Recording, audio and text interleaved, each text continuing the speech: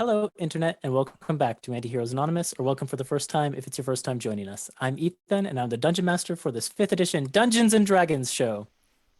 I will have some announcements and a recap for all of you, but before we get into any of that, Nick, would you go ahead and start off some player introductions? Sure. Hi, I'm Nick. I play Embers of White Ash, the Sun-Souled Tabaxi monk. Hi, I'm Kay, and I play Lady Elwyn Amalos, who is the Elvish Circle of the Land Druid. Hello, I'm Melissa, and I play Teppy, who is a pixie bard. Hi, I'm Zach, and I play Vert, who is a changeling armor artificer. And I'm Jordan. I am playing Yerdad Derad, the Orc Life Cleric. Thanks, everybody. Before I dive into the Antiheroes Anonymous announcements, Jordan, if you've got anything you want to talk about, now's your moment. Yeah, the same thing from last time. I've got my own show, Dice Jailers. We've got an episode coming up soon, Fridays at 6.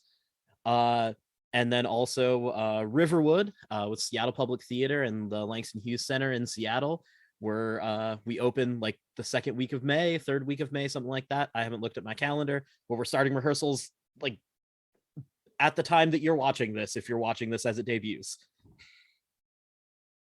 Very cool, very cool. Our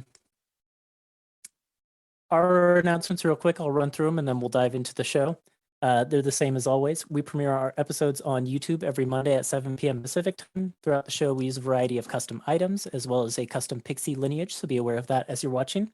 Our character portraits, which you'll see on the info cards and kind of all over the layout, were drawn by an artist named Krista Porter, with 2 R's on the end on Twitter. If you need a refresher on anything that we're doing in this campaign, you can check out our campaign wiki at World Anvil. Other than that, you can check the video descriptions for links and information about everything I mentioned and more, such as some links to Black Lives Matter and Stop Asian Hate resources. Finally, you can follow us on Twitter at Antiheroes Anon, and we just hope you enjoy the show, share with your friends, and come back to watch some more. So, now that that's all out of the way, let's roll the intro video.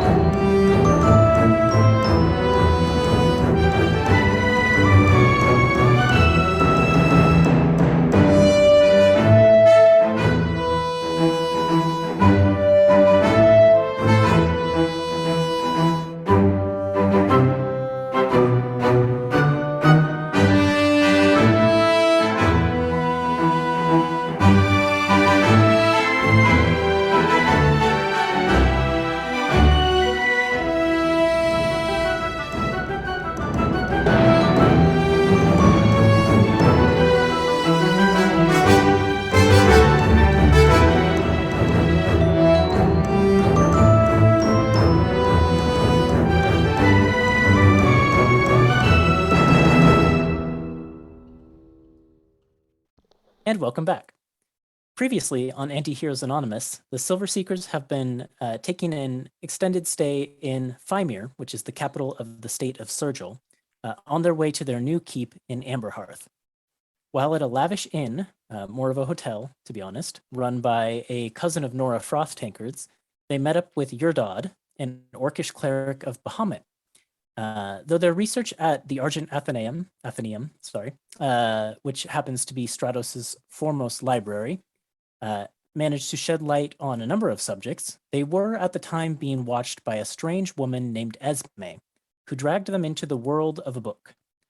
Within this demi-planar history, they witnessed key moments in the history of Emperor Stratos as seen through the eyes of Aro, one of Alen'dal's first mages, including and sort of ending with the tragic formation of the Spellscar Desert. And so we are going to pick up right there with the group of you being ejected from this demi-planar history book. You find yourselves back in the study room you previously occupied, looking out the sort of the window in the study room. You can see that some time has passed. It looks like it's getting on towards like sunset now, when it was sort of later in the afternoon before. But all of you are just sort of stood around the table. Esme pretty quickly grabs the book off the table and tucks it under her arm. But then she just sort of kind of looks around at the group of you, and I will turn things over to you. What would you like to do? Look around, make sure everyone's here and that they're all okay, first and foremost. Not missing anybody. Everyone's here. Those of you who were injured in the battle do have like minor scars and bruises and things like that. I don't think anyone was terribly hurt. There's a few signs of like soot and ash on your clothes from when you were helping citizens escape the fires. But other than that, everyone seems to be here and okay. Once we're all accounted for, Coco will fold his arms and raise his eyebrow at her expectingly. So first and foremost, thank you, all of you, for that. That was exactly what I was hoping it would be. So you learned something that is going to help you, or it answers a question. Well, maybe. I think it actually opens a lot of new questions more than it answers questions, but it at least proves my theory that something's wrong and something's different. Or at least I think so. I'd like to hear what the group of you think. I mean, you said that you witnessed the Emperor just recently as well. Did what you saw line up with, I don't know, what we witnessed within RO's history? No, it seemed like a completely different person. She nods as you said that. Plus, how long ago in the past was all that happened? I don't have an exact date. Like I said, I'm not from around here, so I don't really know this land's history, but I look around at the rest of the Seekers like, does anyone else know about the history of this continent? anyone who I'll- wants to can I'll roll do a history check. Yeah, I'll roll history. I will also roll. Maybe I read about it somewhere. 19. 19's pretty good. I got the dirtiest 20. Ooh. I got a nat 10. 20. Oh, snap. Ooh. Yep. How is Tuppence gonna know leave it this to the history? pixie. You're not First even from one. around here. Maybe she heard maybe stories Malt- or something. Yeah, I don't maybe know. Malt told me. Yeah, maybe. There's a historian in the bar once. How did Elwyn do? Not so good. 10 makes sense Okay. that I would not know anyway. And So. your dad, did you roll? I didn't even try. Didn't even try. Fair enough. Okay. Well, all of you who tried rolled really well. The current year is 7,539. And from, I guess Tuppence would know from recent research at the library. And Embers would probably know from the books she read during her time in prison. This is the sort of knowledge that would be like pounded into you as a child, sort of know your enemy type thing. The war against the dragons that Emperor Stratos was reportedly part of happened between the years around like 5,250-ish up to 5,365-ish. So about 125-year war. And also a couple thousand years ago at this point. Right. Sorry if this has been said already, but what is Stratos? What's his lineage? Do we know? By all Like, didn't he look appearances, human? Or go ahead. by all appearances, he was human, but he was like big for a human. Right. And he did have like some like twisting scaled patterns on his neck Right. and arm. I think on his arms as well. He had a few of those. So how is it possible for a man like that to become a hero, a tamer of dragons, and to survive for more than 2 centuries? Well, I mean, 2 millennia? 2 millennia. Yeah. if you eat your greens and all, you'll grow up to be a big and strong, and you'll live a long, healthy life. At least that's Yes, but what my mother told me. So and that's true, but that's within reason. 4 dozen eggs every day to help him get large. You can, Esme is in the corner jotting something down in her notebook, and you can see that she's muttering, "Eat your greens," as she writes it. Roughly the size of a... Large. Great. Perfect. Esme, is Stratos from where you're from? Yeah. Yeah, he is. And that's why I have stories about, how he was before. And it was just shocking to see that didn't meet my expectations when, I got here and actually witnessed the guy. So being able to see Aro's history, it confirmed the things that I was thinking, that what I've heard wasn't necessarily wrong, but maybe something changed. And maybe it was whatever happened with, the night before he gave that speech, the big desert with the multicolored lightning. Maybe something happened there. That's my current theory. He was mentioning important losses during that battle. Zero, he said. Yeah, Syros. Syros is someone who is also really important back where I'm from. She left and came here the same time as Stratos. And yeah, if something happened to her, I could see how he would possibly become, a little warped or something. Yeah, she was. would make sense. I mean, a lot can happen when you lose someone close to you. Esme nods. Yeah, she was about as close to him as, well, I mean, as far as our records go, as anyone else who he interacted with. I mean, she was his sister. So if something happened to her, I could see that having a profound effect. Of course.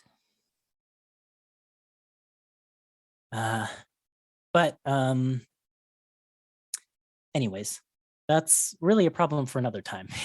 Like I said, that wasn't actually the topic that I came here to, look into. And what was? Well, the group of you have been helpful so far. Maybe I could lean on you a bit more. Hey, how many of you, let's see, when would that have been? Sources said 25, 30 years ago-ish. How many of you are about that old? She like raises her hand. I mean, I was around. Elwyn raises her hand slowly. What do you know about the moon? It's got a hole in it. Right. Yeah, that's sort of what I'm looking into, I guess. Well, it just kind of exploded one night. Right. All the and- stars went out and the big darkness came out. It was a long time ago, but It's a pretty bad night. Yeah, that's what I've gathered. there were whispers everywhere. People were losing their minds with madness. Embers is like shivering a little bit, remembering this. And that's all you know about it? All the craziness broke my favorite mug. That's all I got.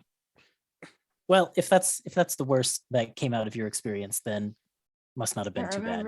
I can't remember how much Owen knows about it. You could roll like a religion check. I'd give you advantage because elf. Because elf.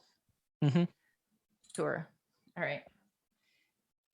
Let's do this one. And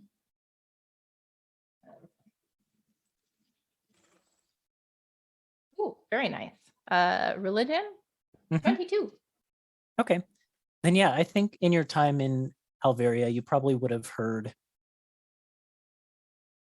sort of at least the basics of what happened, like which, deities specifically were involved.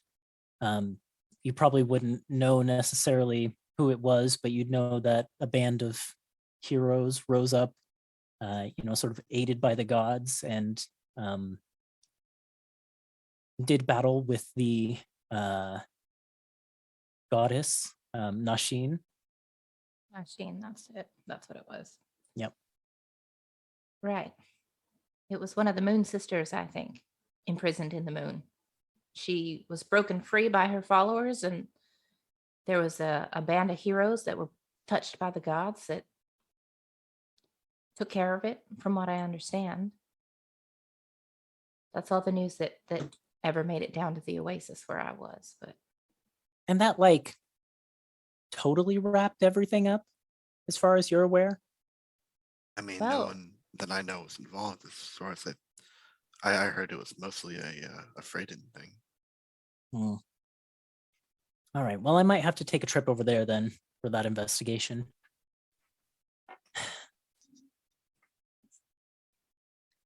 Hey, listen. You all seem like good people, and I know that I haven't been totally open with you, and I really appreciate you bearing with me on that.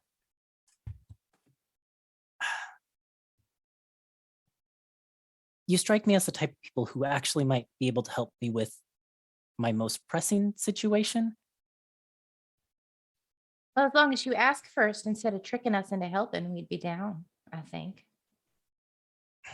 And she kind of like sits down at the table, and it looks like she's about to open up into to give you a little bit more information, but at that moment the door to the room kind of bursts open, and you can see Marble standing there in the doorway, and he says, Yurdad, I need you to get these people, get their books rounded up, put them back on shelves.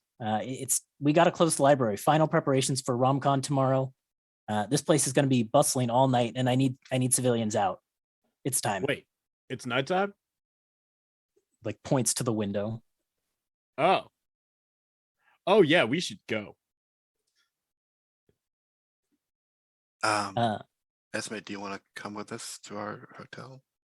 When you look over in Esme's direction, she is invisible. She's not nowhere to be seen.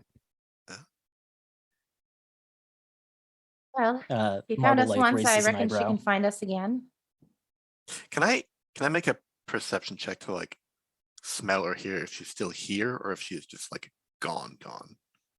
For sure. It's a disadvantage, I imagine, but Yep. Still pretty good. 17. Yeah, so there's a 18. potted plant in the corner of the room that's like one of those parlor palm type things, Mhm. and you catch sight of one of its leaves rustling a little bit, and you get the feeling that she's standing in the corner by that plant. Okay. I'm gonna try not to be obvious about it. I'm just curious. But yeah, we should definitely all All right. go. Yeah. Your dad, will we see you back at the lobby of the Tasha's Tap House where we're all staying? Yeah, I can meet you back there after I'm finished putting all the books away and whatnot. Do you need some help? Oh no, it's my job. Don't worry about that. Yep, Alright, you if do you're very sure. well. Oh, Marble's just kind of standing there awkwardly and goes, "Yeah, I'm gonna leave you to it, but get out quick, Yurdad." can do. Man's work is never done. And I go just to lift like whatever biggest pile of books we have. Marble's a good name for him. That was really cold. All right. I guess we gather up our things and head out. Notably, Yurdad, the demi-planar history book is not in the stack anymore because Esme was holding that when she vanished. Right. And like as Um, your dad's like lifting the books and walking out, he'll just kind of be muttering to himself, really wish I could get that book trick to work with one of my books. Like if I could go into Celestial Crossing, oh, that'd be great. And I just walking on, putting the books away. Okay. And does a group of you head out then? We're all nodding. Yes. As you're leaving, Vert. I didn't leave. Oh, you didn't leave? Okay. No, just kidding. Yeah. What happens is I'm leaving. I mean, if you don't leave, that's almost better, but no, go ahead. It's fine. If we're all okay. leaving, he leaves. yeah, it's like as you're about to exit the room, you feel a little bit of like pain in your mouth that's familiar to you. Oh no. And then there's a little bit of a No. like an irony taste as your mouth kind of fills with a little bit of blood, and you feel the familiar sensation of new teeth emerging from your gums, and you hear that rumbling in the back of your mind that signifies the approach of a conversation with Nyadon. Okay. If I can remember which one I need to use for Nyadon. Here we go. Dang it. Vertinor. Yes, what is it? That Esme is not what she seems. He like rolls his eyes. Yeah, I caught on. Be wary of her. What do you think about it? What do you think she is? If you know so much. I know what she is. Uh-huh. Can you give me a little bit more to go on here? Can you roll like a persuasion check? Sure.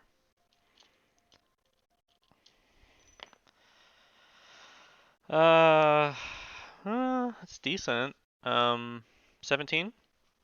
I think That is pretty I'd decent. say like, if you care about my safety, maybe give me some more details. Yeah, you feel like you can feel Nyadon pondering on those words. And after a brief moment, he replies,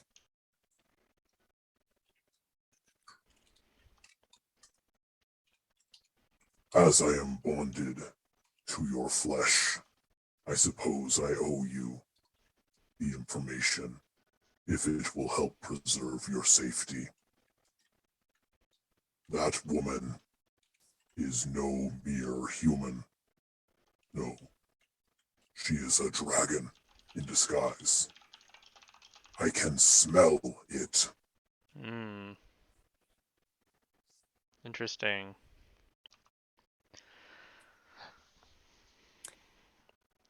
and as Nyadon says that, it feels like your sense of smell opens up a little bit, and there's like an overpowering, sense, like a sense of differentness coming from the direction of Esme left behind in the room compared to like every other person around you who you can smell. Is Vert aware of like the dragon's abilities to actually look like a humanoid creature, like disguise themselves in that way? You could roll an Arcana check. Okay.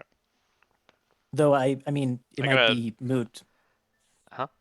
Go on. What'd you get? I got a natural 20. Okay, I mean, I was gonna say it might be moot because Nyadon literally just Well, told you that she's a dragon in disguise. Yeah, I guess so- what I'm getting at is if it's actually like if it's actually Esme, or if it's like, maybe like if like Esme herself is a disguise or something else. Yeah, exactly. So kind of knowing what the, I guess, the capabilities are for them to project themselves or be disguised or Okay. whatever. Well, so what you would know then is that it's not all dragons, but some dragons have the capability to, morph their shape in a similar way to how you do, except on a more dramatic scale, because they can transform literally from like one type of being into another type of being. Okay. It's usually like dragon form to humanoid form. They can't really do like beasts or things like that, but it's possible there's some dragons out there that can. But it's a physical transformation less than like an illusory disguise or something like that. I see. Were you asking if if Esme the dragon has only this one human form that it can take, or if like Esme the dragon can look like any human it wants? If that's your question, then it's that Esme could look like anyone she wants to, but she's choosing this form for That's whatever what reason. I was. Yeah, I was more of like I guess the latter of like how much they can. If it's like me, where they can like just freely change characteristics It does on a seem whim. that way. Okay. Mhm. So I think at that he kind of pauses and thinks maybe to Nyadon and himself, he's like, I guess that is possible, kind of thing. And he's like, all right, I'll be careful. Good. I couldn't have you being harmed due to carelessness. And then Nyadon goes back to silent contemplation in the back of your mind. As he does. Okay.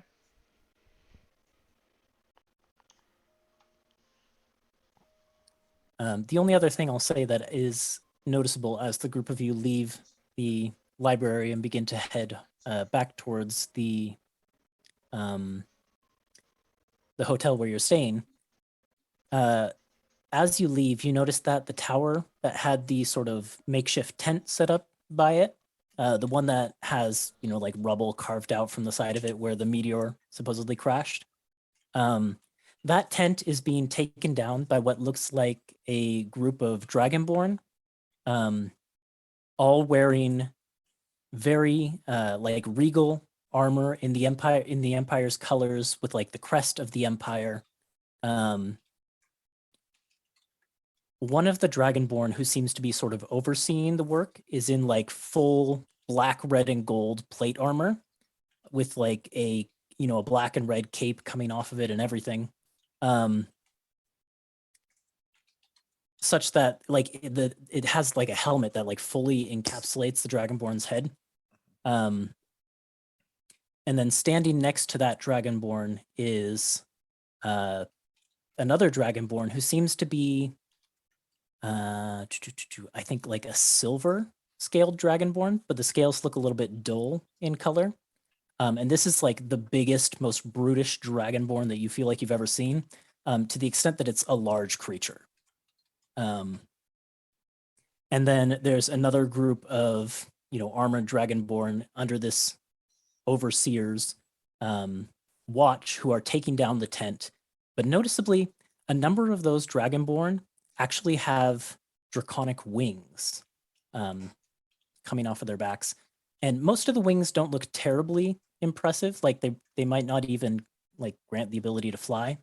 But the big brutish Dragonborn who is standing next to the one in the full plate armor, it has a set of well-muscled, like full-on dragon wings coming off of its back that look like they would certainly allow this individual to take flight. And as the group of you are exiting the library, that one in the full plate armor kind of turns its helmeted face in your direction. And you can swear it is watching you leave. Happy waves. That's all. Didn't say anything, just waves.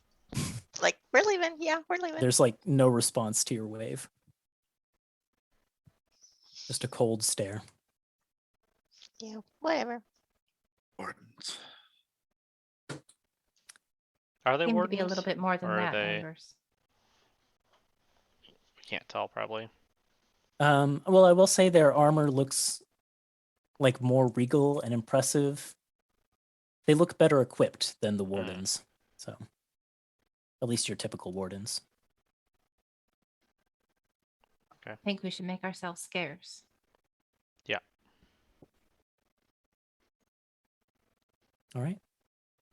Well, then you can make your way back to the hotel and you find yourselves at Tasha's tap room. It seems to be sort of right as the night is getting busy for Tasha himself. He seems to be, tending the bar, despite the fact that there are other people who could probably be doing that. When the group of you come in, what would you like to do? I don't know about you guys, but I am starving. We did work extra hard today, unexpectedly. I could eat like 2 trays of food. Shall we get a table?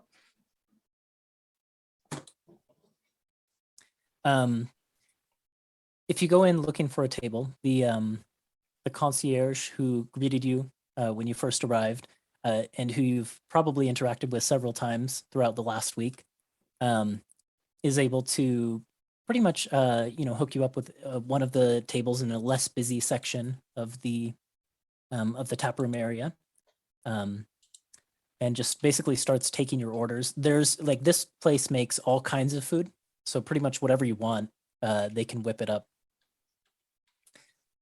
Is there anything in particular that I shall get started for the group of you tonight? What do you have in the way of seafood? Yes. We have a number of seafood dishes imported up from Port Horizon Shroud. We have a number of river fish, salmon, and the like. I like Salmon sounds fish. great. They're more likely to be fresh. Yes, I agree. Very well. A couple of salmon fillets. And the rest of you? Salmon sounds fine for me too. 1 steak. How would you like your steak done? Medium. Very well. A medium steak for the small pixie lady. D&D where we roleplay taking an order at a restaurant. Yeah. Okay. We don't have to play the rest of it out. The point is, this person is basically able to whip up whatever the heck you want. And before too long, the fine dinner comes out, and it's actually Tasha who brings it in your direction. He's still dressed in like the finest suit you've ever seen, but he's like put an apron over it. That's just sort of like a black and white sort of apron. And he comes over and he's got a tray that has literally all of your dishes on it, puts them down in front of you. And then he takes a seat with you. Oh, well, happy to have you join us. How's business? He uncorks a bottle of wine. Actually, probably he has multiple bottles of wine to pair best with whatever meal you ordered. And pours the rest, pours some for each of you. Well, can't complain. I'm going to be sad once Rom Con is over and, a lot of my customers leave town again. It's been a little bit nice, the delay, having pretty much everyone staying here, continuing to rack up their bills. Well, I'm Are sure there- if you're taking good enough care of them, they'll be back soon to visit again.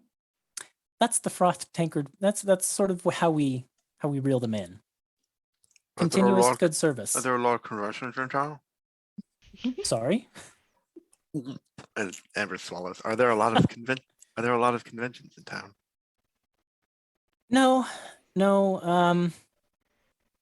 And this is the first time, as far as I'm aware, that Fymyr has ever hosted this particular convention. I think most of the time they tend to have it over in Freyden. Gloriana Hartwood being the biggest name in the business. Usually they cater to her, but for some reason they were able to, get her to come over here this year. Maybe And she's so- over here for research anyway, for her next book. Wonder what she might share a little bit of a sneak peek with us if we go. Oh, that would be exciting. I would wager that there will be a number of announcements from various authors across the world over the course know of the what- convention. You know what they say about meeting your heroes, though. I hope we're not disappointed.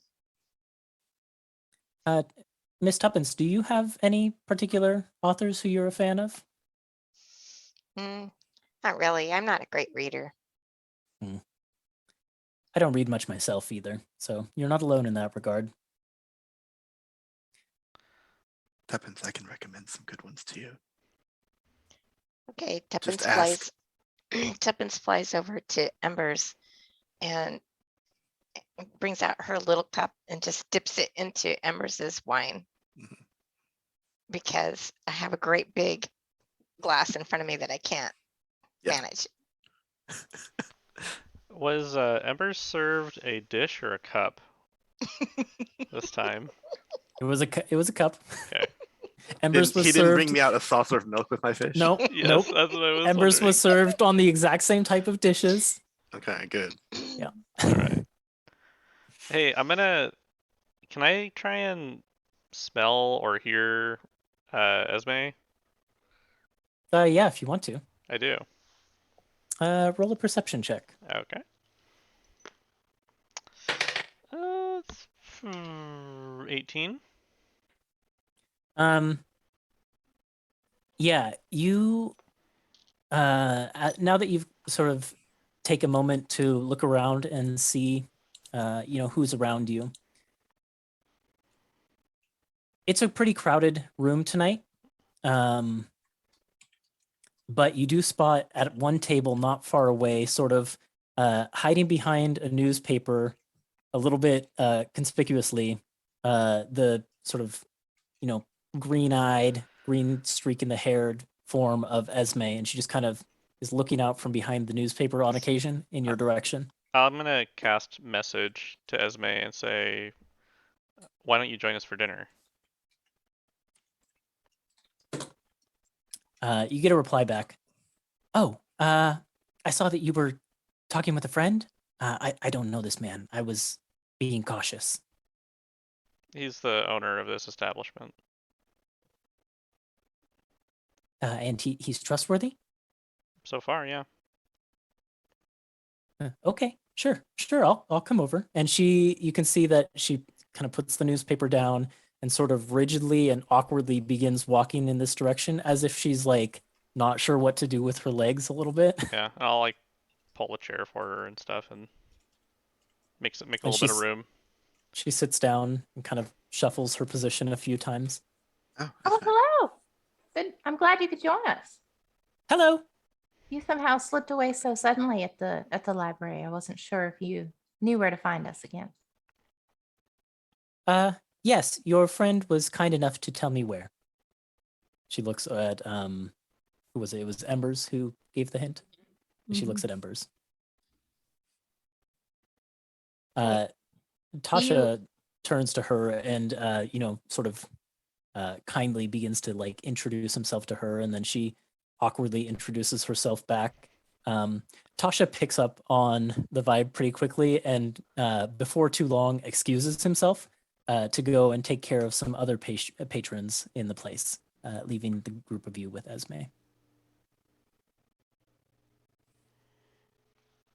Well, we did get interrupted earlier. Was there more that you had to tell us, or is this not the right place for that conversation?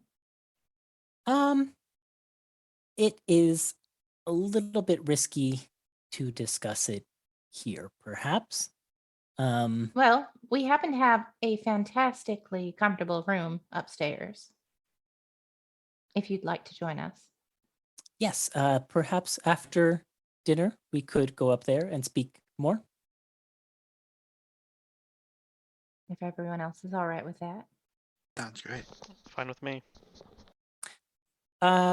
Question.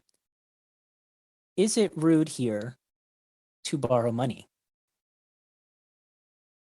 Depends on who you're borrowing from. And And if you plan on paying it back or not. what do you need money for, Esme? I don't have money for food. Oh, I'll give you some. Okay.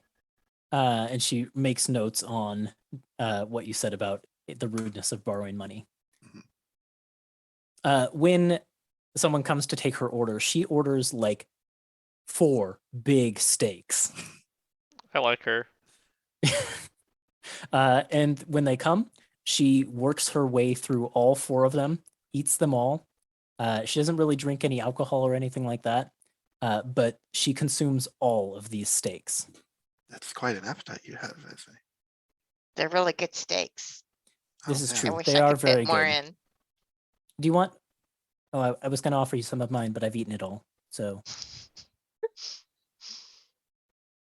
Tuppence, are you going to finish yours?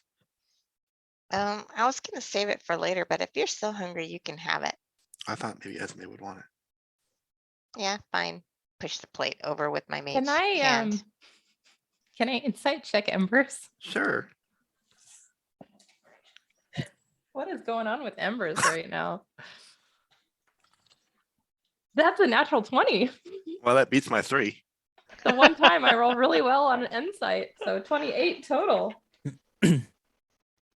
Yeah. What's going on with Embers right Yeah. now? I don't know if Esme is able or capable of picking up on this, but it's sure obvious to Elwyn that Elwyn, or there's too many E names in this Too game, many E names. that Embers is trying to flirt with her. Yeah, all right. Okay. That's what I thought. Esme is not picking up on it. Yeah. I just rolled a 2 on her insight check.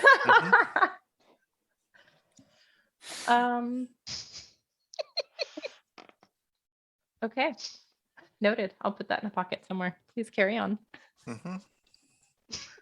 Now, Embers, I don't know if or when I will be able to pay you back, but if Oh, that it's- is important to this it's- custom, I can figure it out. I'll find a way. It's just something nice that I wanted to do for you. Well, it's very kind of you. Hmm. She makes a note of something in her book. Yes, may that would be more of a gift than borrowing. And it's generally something that friends do for each other. So, our brief acquaintance is enough for us to be considered friends, you'd say? She's taking Well, I notes. think that depends on the level of trust given and shared. I think it also depends on the experiences shared and the hardships overcome together. Well, we did overcome a hardship together, and I mean, how many people can say they got sucked into a book together? Not many. That's a shared experience. Sharing a Mhm. meal is Depends on- also a good part of friendship. Check, check, check. That's true. We're heading in the right direction. We may have gotten off to a rocky start. She nods. At this moment, someone else comes heading over to the table, who the group of you have heard tons about, but have probably never met before. Esme turns invisible when she notices this person coming this direction. But let's see, do I have a description? I think I do. Hold on, let me pull it up. Please tell me it's your dad. I mean, your son. It is your son. Jordan, did you say that your son was is your son fully orcish or half orc? Half orc. Okay, so you see a young half orc man coming this direction.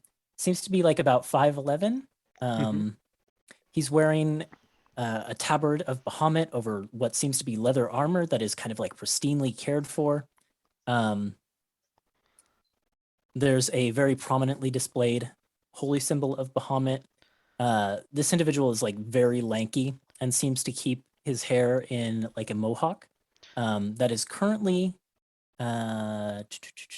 dyed a bleach blonde color. Well, actually, it's been a week, so. Oh, that's true. It's been a week. So what color would it be now? Let's see. Oh, you said orange would be next, I think. Yeah, orange would be next. So it's orangish, but you can actually see like the black roots growing in at the base of the scalp. And this individual comes over, kind of eyes the seat that Esme was in and says, "Hey, Dad, wasn't someone sitting here just now? Can I take this chair?" I mean, you might want to like wipe your hand over it a couple times before sitting down. That person that was there kind of tends to appear and disappear, pretty much random. Well, that's pretty weird. How's my but- boy? And I give your him son- a big hug. Ah! Dad, you're so embarrassing. Oh my gosh. Yeah. Your son, like, as soon as he gets like extricates himself from the hug, Takes a bit of work. yeah, you can see that he's like fully blushing from the embarrassment of this moment, but kind of waves his hand in the seat area where Esme was, and then cautiously sits down and doesn't seem to sit on anybody. So he kind of, settles into the chair. He Embers must be your son. Embers gets up and goes to get a seat from another table and puts it right next to hers. Coco, Oh. like, Where Esme was. Just so Esme has like a seat. The embers Mm. now. Yeah. Gotcha. Coco looks, Nick, can you roll like a perception check? Sure. Is this with disadvantage? Yeah, it would be. Okay. Figured. Still not bad. 15. You see a slight movement of the chair. Mhm. Whether that means she like walked by it or sat down in it. Yeah, hard to tell. Yep. But yeah, your son is sitting there. so He yeah, must be your son. Yeah, that's Your right. dad I has told assume us so much about you. that's what I was gonna say. I assume that he has. He really doesn't stop. I'm sorry about that. Well, you he's very just do proud. so many amazing things that I just gotta tell everybody. you look just like your statue. Oh gosh, he did the thing, didn't he? When I taught him that spell, I tried to tell him you can shape it like a dagger, you can shape it like a club, a sword, a mace, you could shape it like the head of Bahamut, but no, Or you. of course. Yeah, every time. Well, it was a very effective, I have to say. And sweet. But it's a very useful spell. Your armor is very pretty. Well, thank you. Thank you. Yeah, I take good care of it. Yeah, Dad, I haven't seen you in a while. How are you doing? And very good, but helping these folks out with all their research that they've been doing. I was appointed specifically to them, because of just how much importance it was seen that their work needs to get done. And the senior steward knew had to put their best man in charge. Ilanis was trying to keep you from using all your paycheck to pay for people again, wasn't she? Absolutely. Well, you'll be pleased to know that I've been making some good connections over at the chrometallic shrines. It's That's looking wonderful. like the head priest, they might be able to introduce me to someone up in one of the bigger temples in Elnord. That's great, because then you can go and you can study more and you can get to your potential that I know you've got. Yeah, there's like another deep blush. Right. Yeah, exactly. But anyways, what I came over to say, the real thing I came over to say was that, well, since things are going so well there, I figured I could take a couple days off. Maybe, spend some time with you at your convention thing. You actually want to come with me to the... I didn't say I wanted to come. I said I might, I was thinking about it. Who's your Well, I favorite just- author? I feel like there's a right answer to this question and I don't know what it is. So I'm going to plead the fifth. I mean, if you want to if you want to come along, it'd be more than you can come along if you want. Your son puts a hand on your shoulder and says, "Dad, I bought a cosplay, so I'm coming." Of course you did, and I give him just a giantest bear hug. Yeah, he's like, "Oh, let go of me, Dad, please." Yeah, I don't know who the character is or what book they're from, but some sort of scientist-y character or something like that. Is An it astronomer. Would I have any idea? Just from that little bit. Yeah, well, I mean, when he says astronomer, there's a number of astronomers in, Lawrence Starpike's books. Mhm. And I just start listing off, like, was it Moonlit Majesty? Was it from Starlit Software? Oh my god, was it Derek? I have no idea. I'll figure it out when I see it. I met one of the booth salespeople, and we were having a talk, and I mentioned that I might be going. They said that a lot of people dress up, and so I thought maybe I would look out of place if I showed up like this. So I ended up buying one of their outfits. I don't really, I have no idea what This is character it just belongs to. So Great. I'm so sorry. Your son, meet the whole group. This is Embers, and this is Tuppence, who you have to arm wrestle with. And this is Lady Elwyn, and this is Coco, and let's see. And so you remember back from when we had the tavern, Malt, it was somewhere around and in town with all of them. wait, you mean that nice Miss Froth Tankard, her malt? Yes. He like starts looking around, and then gradually gets up to the ceiling, and finally spots Malt up there, and kind of like gives Malt a little bit of a point and a nod, and then returns to the conversation here. It's really nice to meet you. Your dad, my dad, tends to pick up strays, so wasn't really surprising to see him sitting here with a group of new faces. I'm supposed to. Your name was Tuppence. We need to arm wrestle, I guess. We'll save that for another day. I'm pretty tired right now. All right, fair enough. Fair enough. So actually, now that you found Malt, I think I'm gonna fly up and talk to him for a bit. I'll excuse myself so you guys can catch up some more. Nice to Okay. meet you. Yeah, real great to meet you. I've never met a fairy. I get that a Embers. lot. Embers, is there something you want to ask your son? Yeah, your son. Mhm. The the outfit you bought, is it fitted to you? Does it need to be taken in or let out? I can help you with that.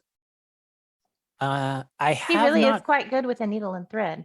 I have not tried it on, but maybe, probably. I bought it off the Asking me to help. rack. That's all. Yeah, I think I would love to take you up on that. Let's do it.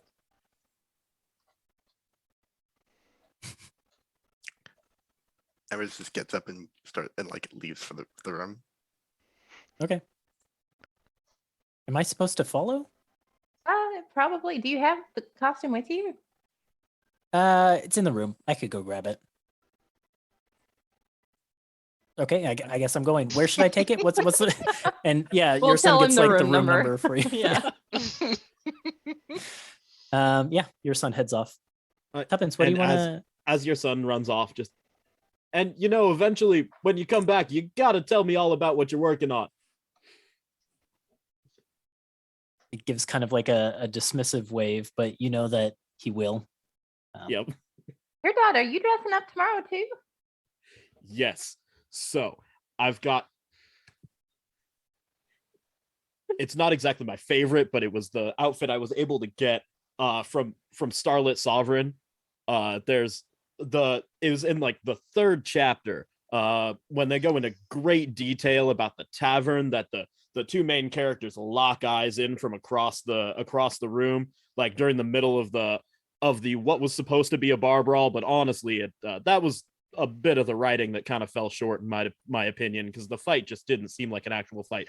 But when they go into great detail on the bartender, that's me. The bartender. What a classic choice. Never got a name in the book, but True fans will recognize you, I'm sure. exactly.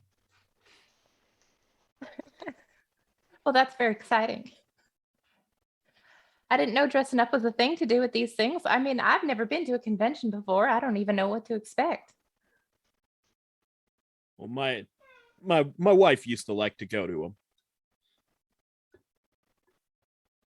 I see. and so she would always want me to go, and I was always too busy with the tavern. So now that I can go, got to.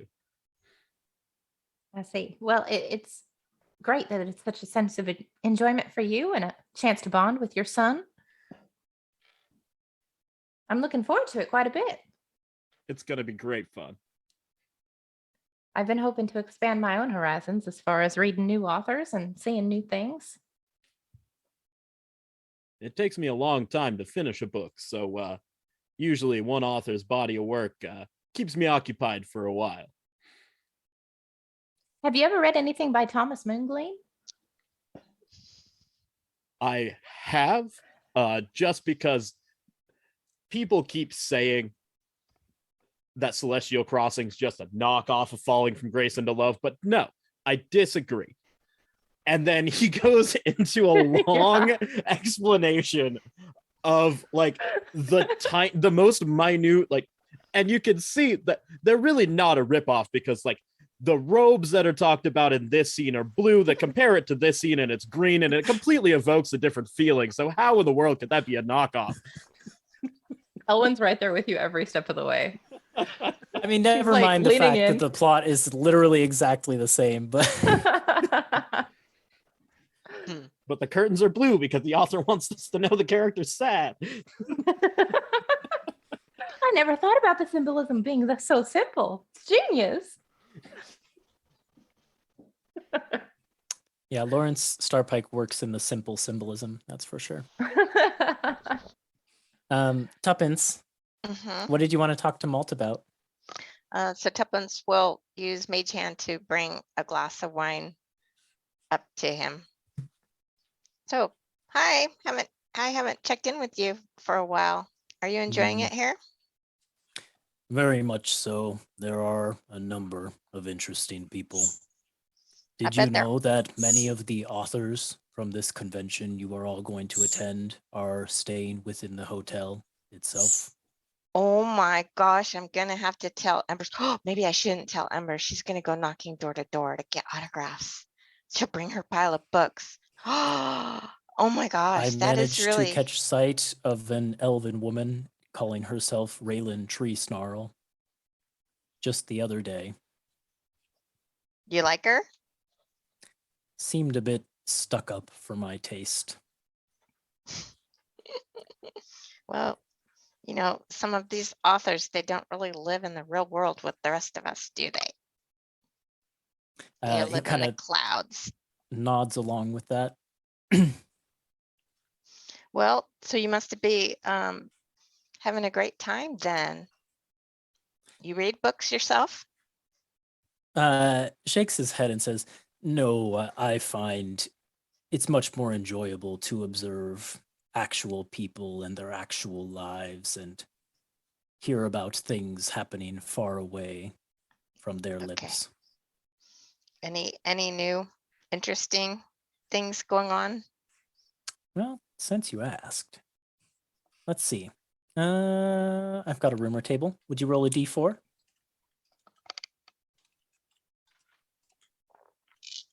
And I got a 4. Number 4. Well, you know how we've heard rumors of that little rebellion of sorts that's happening in Ardalier up north? Mm-hmm. Well, I overheard a pair talking about this series of recent events and discussing how long they thought it would be until the Emperor dispatched someone to clean up Legate Rosnor's mess. It seemed like they thought it would be either Arias Greymantle or Arbiter Dolatos, one of those two. Dolatos and who? Arias Greymantle. They seemed to think Greymantle. that these were the people with the stuff required to clean up whatever mess Rosnor has made of the place.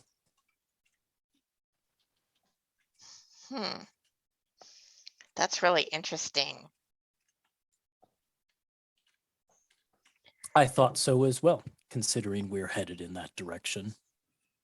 Yes, we sure are. I wonder if I can find out information about these on our next visit to the library. Kind That of might be a nods. good idea. I would imagine that there would be information about people so influential as to be mentioned by common folks in such discussions. Okay. Well, enjoy your wine. I better get back down. We're supposed to meet in the room. Yeah, he kind of licks the wine a little bit, and then it looks like it's like kind of sour to him, because before too long, or after that lick, he just kind of like shakes his head and goes, "I'm really more of an ale Drake, but thank you." And yeah, lets you Okay, go. she grabs the wine, flies down, grabs an ale, and brings it back real quick. And where do you Says- get the ale from? Like straight from the counter or steal from someone? I probably poured it myself from behind the counter and just went, put it on my tab. There you go. Okay, thanks. Bye. Yeah, Tasha like just does like an eye roll as you do that. Okay. Embers, was there anything you wanted to do or just like take measurements and fix up? Just, yeah, fix up. Your son's outfit does seem to be like that of some sort of scientist or something like that. And it's not particularly well fitted, but it definitely has the potential to be tailored to fit a little bit better. Remind me, that's something that Embers is actually good at, right? Yeah, she's got proficiency with Weaver's tools. Okay. So you could do a pretty okay job without a check if you wanted to, but if you wanted to roll a check, Yeah, there's a chance you could do a fantastic job. I always want to try. So what is this, a dexterity plus Weavers, or Yeah, let's go with that. nice? Well, middling, 12. 12. It's probably the little bit of extra effort that you put into it does show. Like the bit at the waist was definitely like too wide, and it just looked awkward on your son before. But with a little bit of effort, you bring the waist in, you roll down the the edges of the bottoms of the slacks a little bit, sort of bring the shoulders in a little bit to fit your son's gangly form, and before too long, you have him looking pretty darn good in this outfit. There we go, much better. Wow. I've got to be honest. A lot of the times, my dad latches on to people who actually really aren't very good at things. So, forgive me, I didn't have high hopes, but you killed it. This looks great. Thank you. I wish I had a nice costume like this to wear, but oh well. Well, I mean, I just bought this from like a vendor who's staying at the hotel, so I'd reckon you'll be able to, buy one from someone at the convention if you want to. It's an idea. Like I said, I don't really know any of the characters though, so I have no idea if they'll have, anyone you're familiar with, but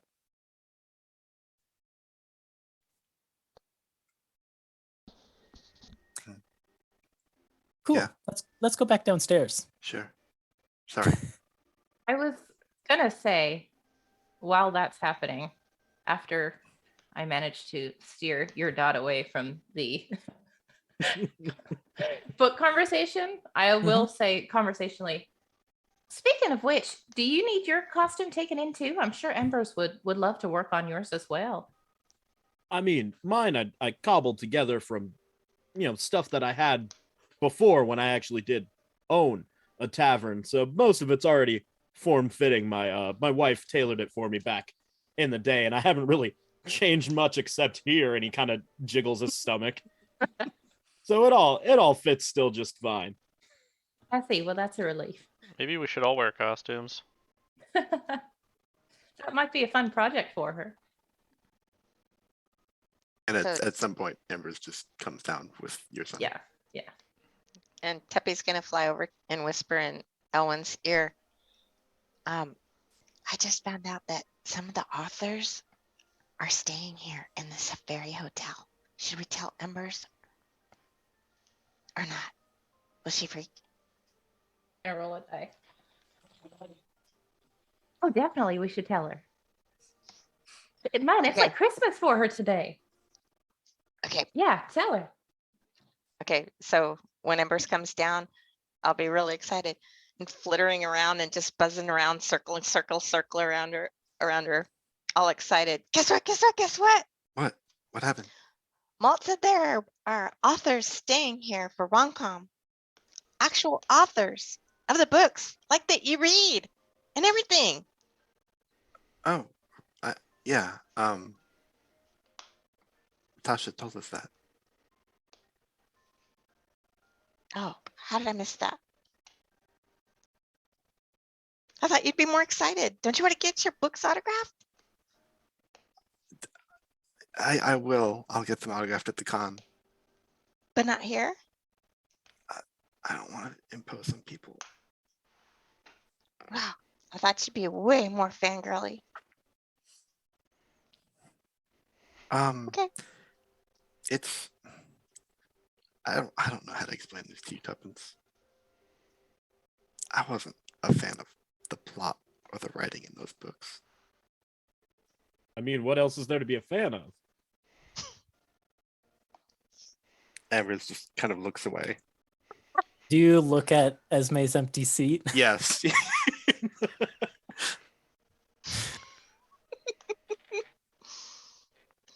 Yeah. Nothing happens. Okay. Tuppy just shakes her head and says, I thought we were going to have fun in the hotel tonight, but I guess not. Well, we can still have fun. We just don't need to bother people before their big day. Don't you think that's what they do it for? To ask for their autograph and, to be noted? Why else come to rom-com? Well, just because you like that kind of attention all the time, Tuppence, doesn't mean everybody does. Embers does have a point. Yeah, and it kind of makes sense, authors hiding behind their pen and pages, right? Writing stories about other people. I don't understand you people.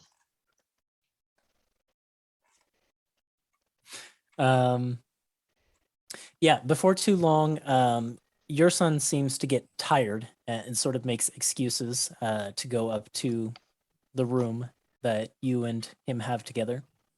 I'll catch him before he heads up and just like, so your projects. I know you've been working on a lot of other things, but what about that one? Is it going well? Yeah, I think so. I'm gonna have to know a lot more about, healing magic, before I'm ready to actually, try anything. But I think that, these connections that the high priest of the chromatolic shrines is willing to, make for me up in Elnord. The temples to Bahamut up there are really, some of them are really big, and have, direct connections to the ones in Adeus. So I think that's the sort of place that I need to go to learn the things that I need, I think so too. I'm glad. The temple here is it's smaller, but the head priest is very connected, so I think it's a step forward, even though I'm not necessarily learning too much more than I already knew here. Well, you're brighter than I could ever hope you could be. So Shut up, I know Dad. we'll make it happen. I know. All right, you get some sleep, and I give him another big hug. I lift him up. He groans. Ah. Eventually, you've got to grow out of this. You know that, right, Dad?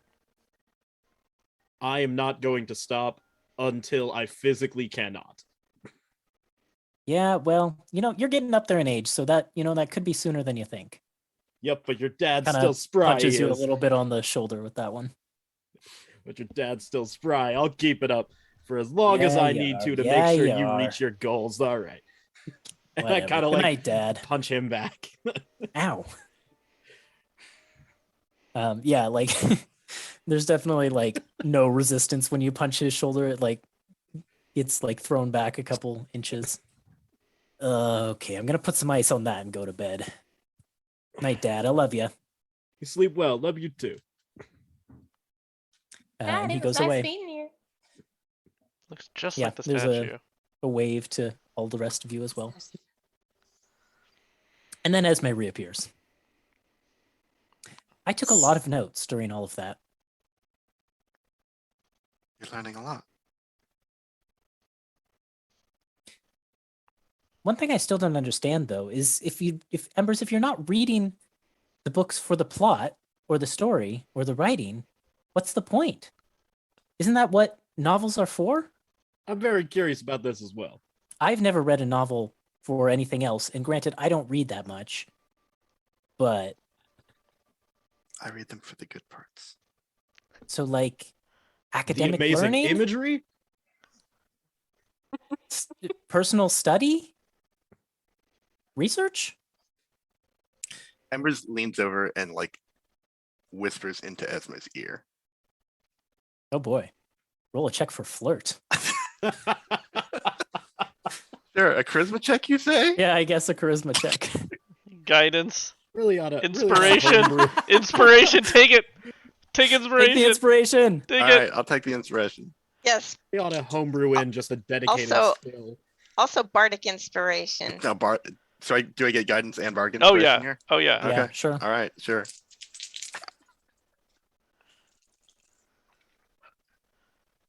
Okay. I needed all of that. I got a 21. So Oh, snap. sweet. I mean, for a check where like you can't get proficiency because it's just like a flat skill. That's right, really good. and I have a -1. Esme, you can see turns like a bright shade of pink. Oh, I see. Yes, that makes sense. And she starts scribbling in her notes. I could show you my favorite passages.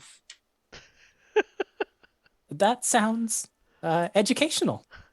Sure. She nods in your direction. Well, the room's free right now.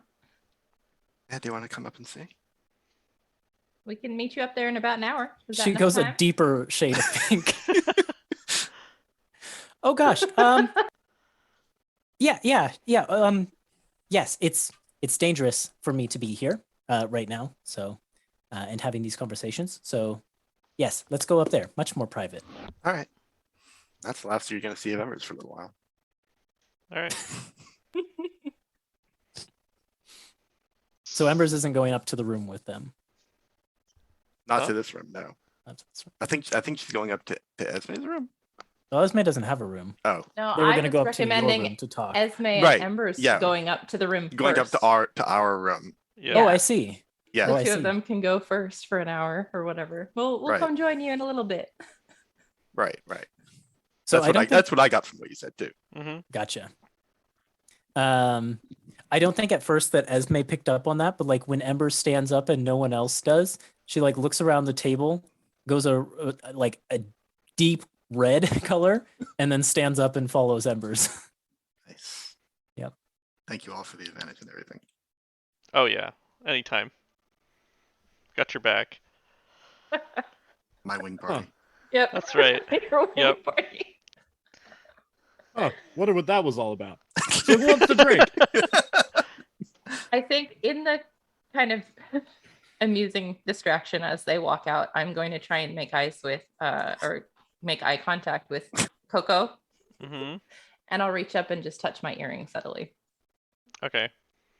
Yeah, I'll cast message to Elwyn and say, "What's up?" I don't know if it's possible to get a moment alone, but there is something I need to talk to you about. Oh, your favorite passages? Perhaps. I'm sure we can find time tonight if that's okay. I've been having trouble finding a way out, Way out. a way to excuse ourselves. Mm, And I now we see. have a guest in our room. So Okay. Did you want to try and make an opportunity now, or do you want to wait for later? Owen just shrugs. Takes a sip of her wine. Thanks, Elwyn. Yep. Okay. I guess we'll wait then. Mhm. When we're done with that, telepathic conversation, Coco will look at Elwyn and your dad and say, "So if I were to have a costume, which character should I be?"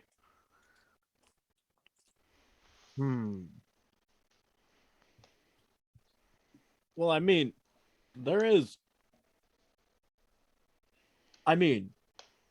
in Starlit Sovereign, there are a couple people that are mentioned remember on the first rendezvous when they head through that park and they mention the couple of street vendors on the side. Like, I always like to go for slightly obscure characters, you see. But there's one that's described and just about fits like your whole demeanor. All right. Which could be fun, but the outfit isn't exactly as well interesting as what you're wearing now. Wonder if we could scrounge something together. We could certainly try. We'll have to get a striped apron and a large matching hat. It's basically hot dog on a stick. Okay. All right. So That sounds easy enough to find. Yeah, Coco will ponder a little bit to see if he can think of any way to do that. Well, Can I he have a change the- disguise kit, so I do I too. can help. Your disguise kit is tiny though, Tuppence. It's a pixie-sized disguise with- You kit. could create hot dog on a stick on your finger. His finger. With my armor, can I change the color of it or just the shape? It's really just the color or the shape. Just the shape. Okay. The color stays that sort of sleek black. However, let me see here. With magical tinkering, can I change the Mhm. color? Can that be one of the things that I alter? Perhaps. It says Magical tinkering? visual effect. Oh, it says let's see. Odor, message, 6 seconds of a message, light, sound. So it's all just very mundane things. I think that might have to be on a non-magical object, though. Yeah, and your armor isn't like a magic item, but it's got some. Actually, no, its properties are entirely physical, really. So you could use magical tinkering on it, but I don't see. Well, you know what? I will say that yes, with this ability, you could do something like that. Okay. But you're not going to be able to alter it to like a super light shade. It's going to still be like a dark color, probably. So maybe I'll spend a little bit of time getting details from your dad on this obscure street urchin or whatever they are, and see if I can make that work. So, and see, in the book, he's only got one like important line. It's right before they actually buy the I can't remember exactly the name. There was a particular like brand name for it, but basically it was a hot dog on a stick. And and because you remark, and it's the first time in the book that anyone remarks on how cute they look as a couple. And so you say, "Ah, what a cute couple." And that's it. That's the signature line. Okay. All right. I think I could do that. Signature. Yep. Okay. Yeah, I mean, with that charisma check, things go well with Embers and Esme up there, I'd assume. Yeah. Do they come Grand old back time. down at some point?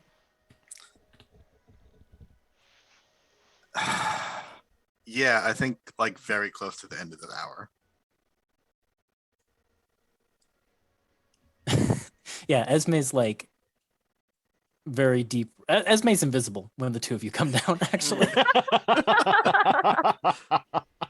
So you see Embers show up, but you see like trays and things on tables get bumped as someone who is walking next to Embers collides with them. I'm sure Invisibly. again. Welcome back. Mm-hmm. I miss anything? Was it as educational as you had hoped? We all learned a lot tonight. Fantastic. We were just talking Uh, about costumes. Yeah, it sounds Oh. like Coco's going to dress up as well. Oh. Do you like for real or Yeah. how does that work with never mind. This I shouldn't be asking these questions. Yeah, I think you'll see. It's not too difficult of a costume from what your dad's telling me. What think about we you, have your enough dad? stuff. Are you dressing up? Who? Your dad? Oh, you're done. Oh yeah, I've got mine. I've got mine. My costume up in the room. See, there's a tavern owner, and I go back over it all Yeah, again. yeah. As he starts going into it, Elwyn will quietly excuse herself and head up to the room Yeah, I guess on that by note. herself. Oh, okay, never mind. Well, I mean, she won't wait. She'll just go. Hmm. You can follow if you want. It's up to you. Yeah, Coco will follow while your dad is explaining his passionate, amount of his costume. There are only a few things that your dad knows, and this is one. This We're like, and we heard this Clubstone. earlier. Exactly. This Clubstone, Clubstone and your son. Mhm. Those three with a things. slight interest in fishing, but he doesn't actually know anything about fishing. He just likes it. What's his wife's name? Is it your wife or your mom or something? No, God, that's buried deep in some notes. Because she's been dead for a while, but y'all Oh. don't know that yet. I mean, I kind of put two and two together. Yeah. That's right. It was Heidi. It was what? Heidi. Oh, okay. Sorry, I was laughing at something Nick put in our chat. Yeah. Okay. What was I gonna say? I was gonna redirect to something that's more important. That's not me just making up lore off the top of my head. Coming up with the Yeah. plot of a whole romance novel that was totally stolen from another romance novel. I forgot where I was going, but Elwyn and oh, I remember what I was gonna say. I was gonna segue to that by Esme sort of whispering next to Ember's ear. Are they going to do some educational research too, you think? It's possible. I don't know what they get up to by themselves. You hear the scribbling of notes. And then I was going to transition to Elwyn and Coco. Yeah, I enter the room very cautiously and I kind of give it a once over to see how much damage has been done. Check the Shrug. dragon egg, or the drake egg, make sure everything's okay. The drake egg seems to have shifted in the little like bedding nest that you created to keep it warm a little bit. Seems to have like tilted. Put my hands on it and just see. Talk to it a little bit. You can feel like some slight movement inside when you put your hand on it. Hi there, Snowdrop. How you doing? Hope you're warm enough up here. Pat, pat, pat.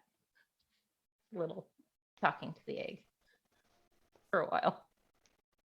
Telling it about our day. We got sucked into a book. We got to participate in all these historical scenes. Blah, blah, blah. It's an egg. I have no response for you. No, yeah, that's just how Elwyn is passing the time while she waits.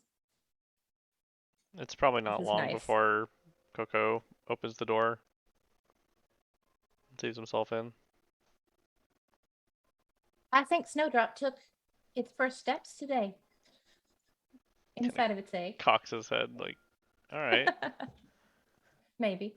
way to go, Snowdrop. Tuck the egg back in. Stands up. It's about something I was researching at the library. I Uh-huh. don't know. We were all pretty, I think, involved in our own tasks.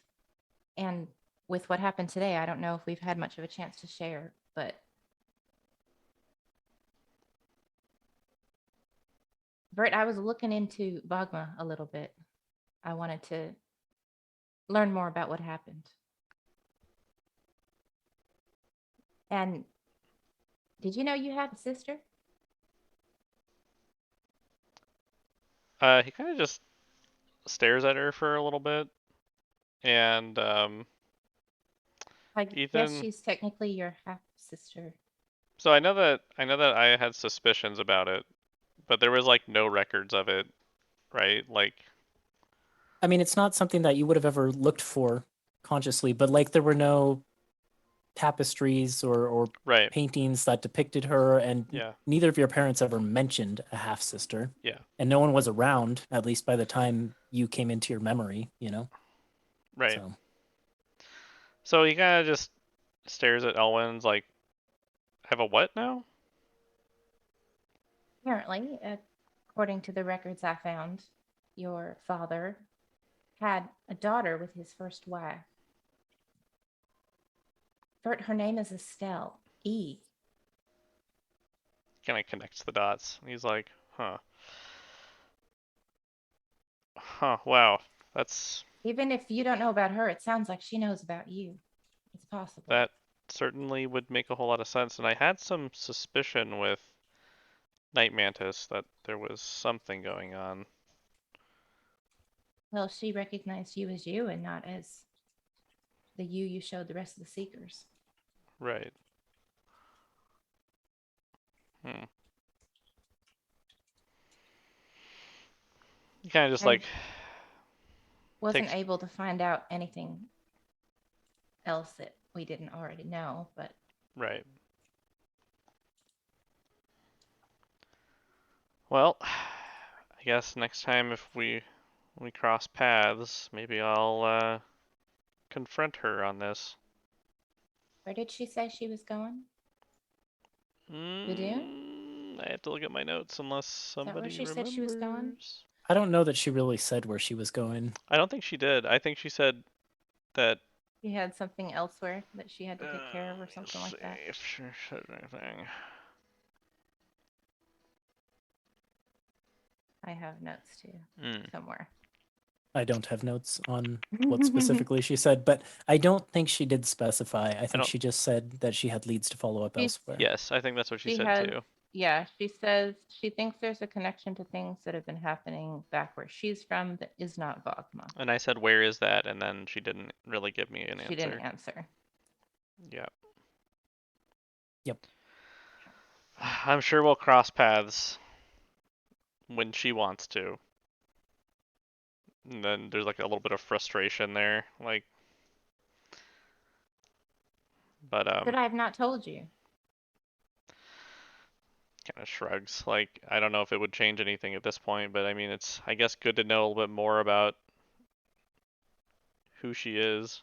And If I was able to find the information about her this easily, I bet the Empire's looking for her too.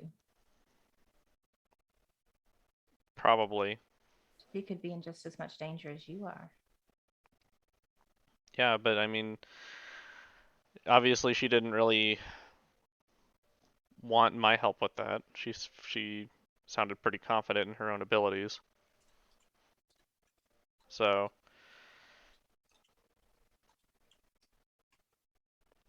Yeah. I don't know. I feel like if she wanted to work together, she would have been a little bit more forthcoming with that, or when I tried to get more information or work with her on that. So,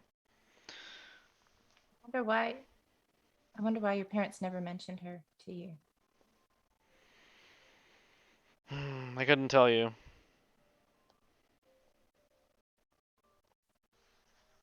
Maybe, well, now that we know that my father might still be around, maybe I'll have a chance to ask him about it. I think we're gonna need to ask him quite a few things if we can find him. Yeah, I think so too.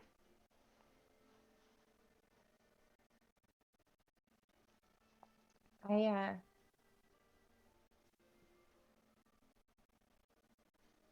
think I want to spend a little bit of time by myself, if that's okay. Sure. I was doing some other research too, and I think I need some time to process all of that, and it's been a very busy week.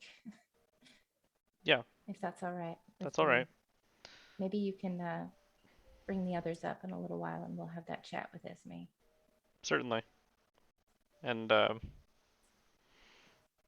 Coco will just come over and give her a hug, and then he'll see himself out and head back down to the table. Is the window open in the room? Does it open or is it open? What was your question? Does it open? Yeah, sure. Can it be opened? It's not one Sure. of those. It's just like, Yeah, there's probably a little balcony out there. great. I'm gonna go out on the balcony.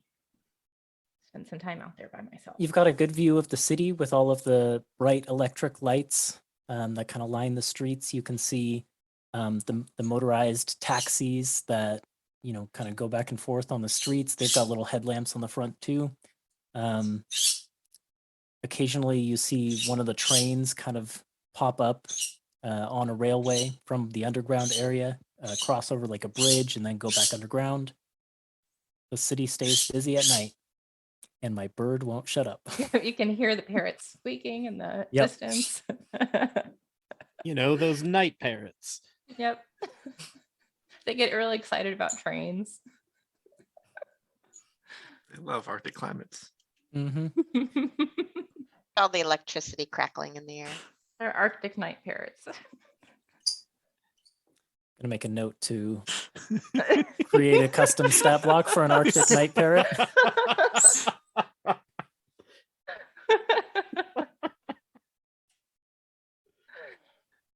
But yeah, You kind of sit out there in quiet contemplation. So is Elwyn attempting to lure the masked lady to come talk to her? she's making herself available. But what she told Coco is not wrong. She's just taking some time to unpack everything and taking some introvert time away from the crowd by herself. Okay. Well, if you're not like specifically trying to get her to show up, I think she doesn't, and you have Okay. some quiet time there to yourself to sort of think and digest and process. That's fine. Before probably a whole drunken crowd of people piles into this room at some point. Yeah, I'll be ready for when them. I'll be when recharged. Bert comes down to the table again, I think that Embers and your dad are like having a discussion about falling from grace into love. Yeah, I would say so. Yeah. What's your opinion on it? What do you think? See, honestly, I think like it's a really good book. I don't really see how people say that Celestial Crossing's a knockoff of it. It still doesn't really make sense to me because like they're not that similar. But I do love how in Falling from Grace into Love, there's the whole scene at the waterfall is just gorgeous. Yeah. I don't know. I didn't like either of them, and I kind of felt like Starpike like improved on it a little bit in some ways. I mean, if it was a knockoff, I would agree. Okay. I mean, but you don't have to like keep denying that it's a knockoff. We can just like really admit between us that it was. But it really wasn't. Hmm.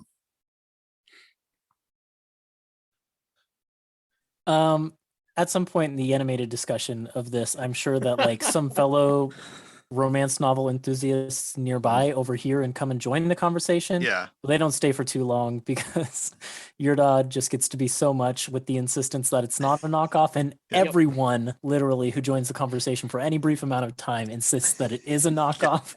And like everybody's just on their side. It's like you see the whole time.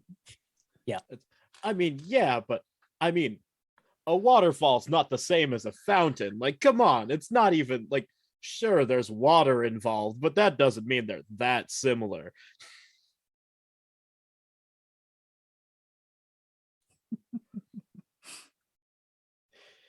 Anyways, Coco, when you rejoin them, you notice that in the brief time when you were up with Elwyn, those extra fang-like teeth that sometimes appear within your mouth had retracted. But as soon as you sit back down at this table, they seem to reappear within your mouth, and you can feel that pain again momentarily. That's great. Yep. Appreciate But that. we don't have to role play this too much more because I think before too long the group of you probably head up to have that conversation with Yeah. Esme. Yeah. So everyone gathers up in Silverseeker's room, and Esme becomes visible again, and kind of goes to sit on the bed, and then looks at how it's kind of disheveled, and decides to stay standing, Mhm. and kind of goes to the other side of the room and stands there, sort of by the window, or the door to the balcony, I suppose. Mhm. Right. So, okay, I'm a firm believer that you can never really judge someone by the things they say. You judge people by the things they do. And I've kept a close watch on all of you in the time leading up to the initial favor I asked you for, and since we've been talking and having this dinner, and I think you're good and trustworthy people. I do. I think you're pretty good too.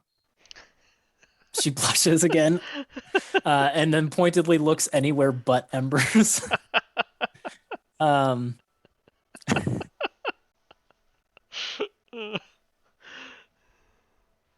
I lost my train of thought. What was I saying?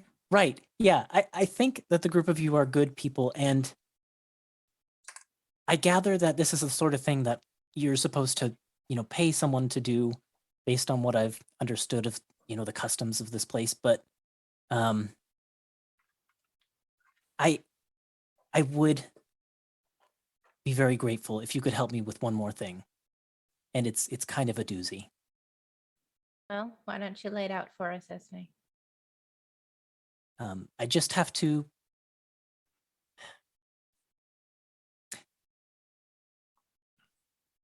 I know I said that you can't trust what people say and you have to watch their actions, but would you promise to me that whatever I tell you stays between us?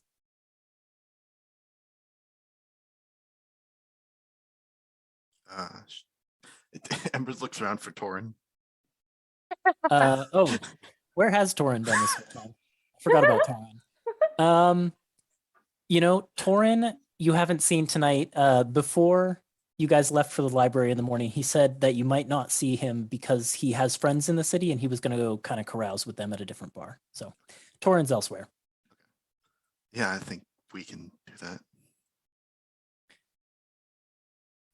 She kind of looks over at Vert, or Coco rather. And he's still like a bit, what's the word I'm looking for? Skeptical, standoffish. Yeah, skeptical I think is a good way to put it. But eventually he kind of like considers what Esme's saying and kind of like nods a little bit. Sure. And then she looks over at Tuppence. All right, bad time to sneeze. Sorry. She's allergic to secrets, you see. I know that's just something in the air. If the group's okay with it, I'm okay with it. Let's hear it. Okay, well, I wasn't lying when I said that I'm not from around here. That much is true. I came here from far away, and so I'm actually kind of the reason that that tower has a big hole in it right now. You're what? Yeah, I crashed. You were told Me, the meteorite did that. Did you ride on it, or were you the meteorite? neither is quite right, but that's not something that I need to get into right now. It's really not important. I had a traveling companion with me. I call him Yerp. That's not his technical name, but I mean, and technically, he's not really a he. He's a it, a they, them, she, a we, all kinds of things. You know, you could assign Yerp whatever you want. Yeah, but I call him your full name Yerptha. But anyways, that's all of that is beside the point. I'm just really flustered. I didn't think that I was actually going to tell anyone this. All Anyways, right, Esme, take your time. after the crash, I got away, but some people took Yerp.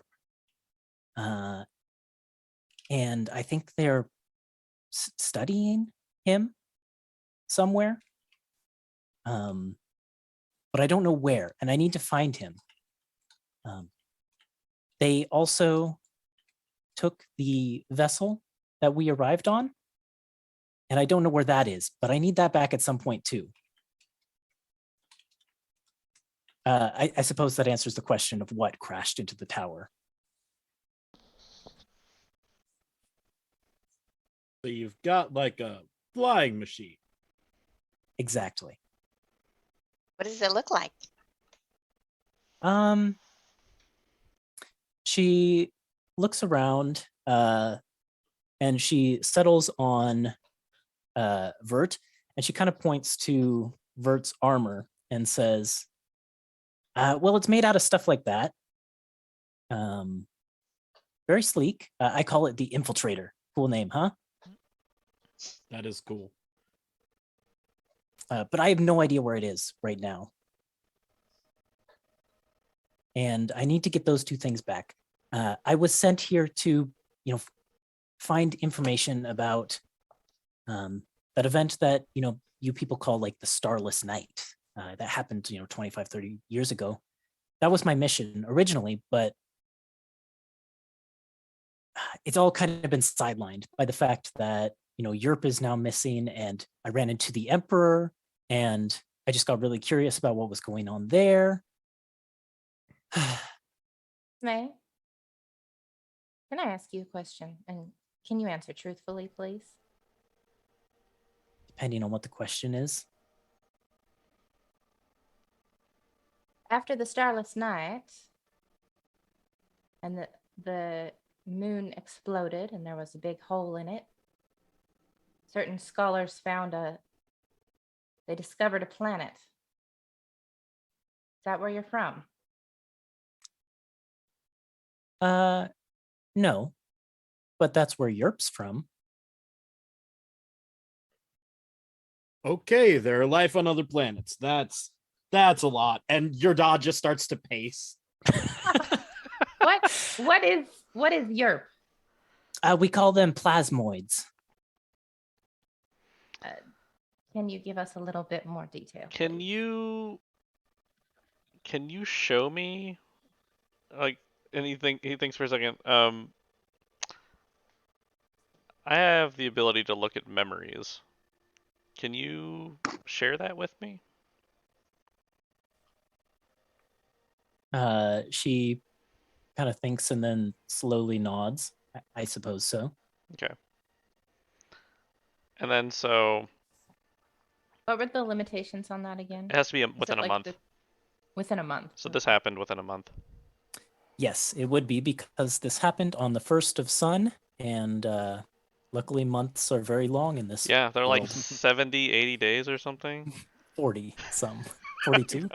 I'm just kidding, you know. 45. I think it's 42.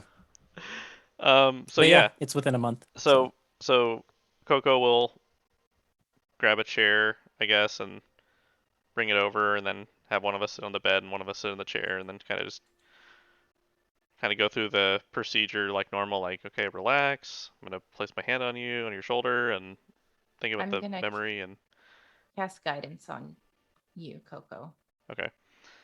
And specifically, I think the memory of them, I guess, of them like crashing would probably be the best one, so that he can get a good that minute of seeing Europe and the spaceship or vessel, and then also kind of the events that happened.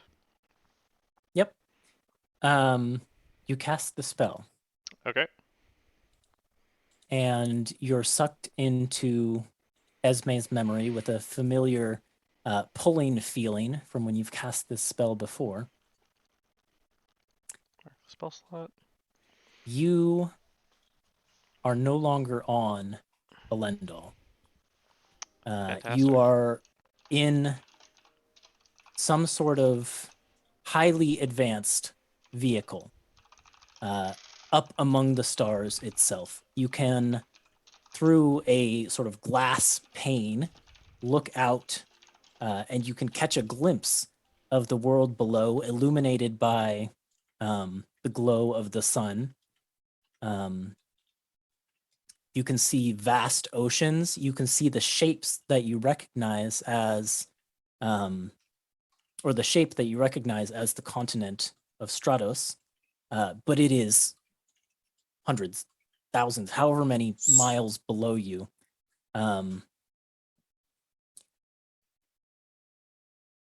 Esme, in the form that you've seen her with, or well, actually, I guess you'd see this from her perspective. The person who you're viewing this vision through, their hands seem to be working controls and dials and buttons and all these sorts of things. And they take a quick glance over, to the side, and there's another sort of like a seat there, and there's a being in the seat next to Esme, who seems to be 100% comprised of like ooze or slime. It's like this purplish color, and it's got like little bubbles in it that kind of bloop, bloop, bloop about. It's got a vaguely humanoid form, but it doesn't seem to have like a face that's recognizable. And there's, through the goo, you can see like this like system of nerves, like nerve bunches and things that kind of go out to the various extremities of this creature. And she looks over to this figure and she says, Yerp, I think we might be in for some trouble. And her gaze turns back towards the vastness of space, and you can see on the same sort of elevated plane with you up above the planet, there are other vessels, crafts, creatures. It's hard to say. There are a few of them, but one of them is getting very close to you. It seems to be, now that it gets close, you can see it seems to be actually an organic creature with a big spiraling shell, tentacles coming up the front. It is a horrifying monstrosity, and a blast of energy shoots off from it. Esme yanks a lever and turns the vessel that you're in like a 360 loop. So you go upside down briefly, and dodges that blast. But another blast from another one of these creatures, vessels, seems to catch the ship, and it rocks it with like a heavy force, and you begin to plummet. Esme seems to lose control. There's like alarm bells going off. She looks over at Yerp. You gather it's Yerp. and you can see that Yerp has basically just like turned the head part of its body towards her. And it seems like you don't know how you read this from this slime body, but it seems concerned, surprised, worried. And this thing begins to plummet down towards the landmass. And Esme just says, "Hold on tight, Yerp. I think I can crash us where we were going anyways, but it's not going to be pretty." And before too long, you are streaking out of the sky. You can see the city of Fymyr begin to show up on the landscape, and the sort of farms and things like that surrounded the small suburb cities. Then eventually you get close enough that you can see the towers of the Athenaeum, and she tries to pull away and avoid crashing into that, but it's to no avail because she takes a chunk of one of the towers with her. Rubble spews everywhere. The craft is rocked violently.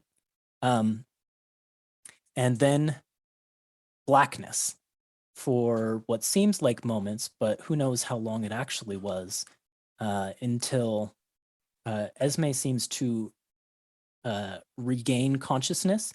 It seems like she was thrown from the craft because you can see a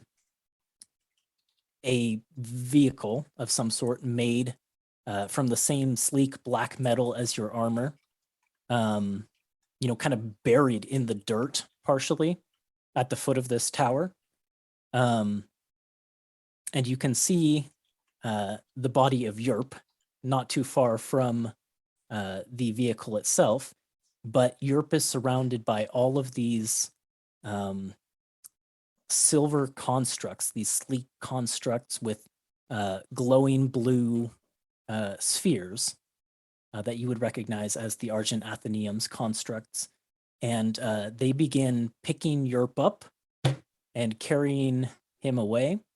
And Esme, you can see she like stretches out a hand towards Yerp, but then is unable to like pick herself up, and she just groans, and you can see her fingers begin to go invisible, and she loses consciousness again, and that's the end of the memory. So I think Coco is like really tense when he wakes up. He's just like, "Ugh," like from the crash and all of the events. And I need to reiterate, now that you've seen that, what I said before. This cannot leave this group. None of this. it will not. We understand. We understand, Esme. Whew. Well, that was like nothing I've ever seen before. Where do I even start? Do you guys remember when I said that Fymyr was going to get a little weird? A little? Love it. So, if you guys could describe the creature, maybe I could draw it, and that would help us try It may to. not be a good idea to have a Right, record. First, record. the thing I want to know, and we'll explain in a second, but so your dad, the constructs at the Athenaeum, sorry. What are they? Are they like controlled or are they automated? Or I remember I asked Marble once, uh-huh. and Marble told me, what did Marble tell me, Ethan? Let's see. Your dad, didn't they cover this at initiation? This is something that should have been covered. I mean, it was, but I really didn't understand it. Yes, they are conscious and aware constructs to the extent that they are, well, they're extensions of Argentum's soul or consciousness, which is preserved in our great dragon statue. And he would have pointed up at the silver dragon statue that hangs over the center of the Athenaeum. Right. She may be So quiet then- most of the time, refusing to speak to pretty much anyone, but she guards her collection as she ever did.